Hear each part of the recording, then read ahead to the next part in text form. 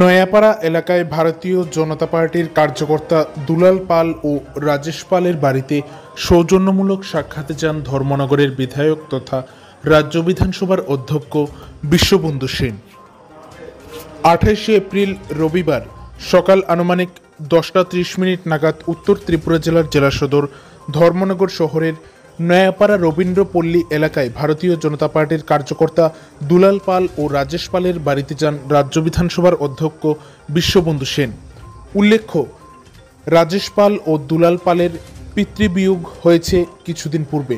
একে কেন্দ্র করেই আজ অর্থাৎ রবিবার ওনার বাড়িতে যান ধর্মনগরের বিধায়ক তথা রাজ্য বিধানসভার অধ্যক্ষ বিশ্ববন্ধু সেন।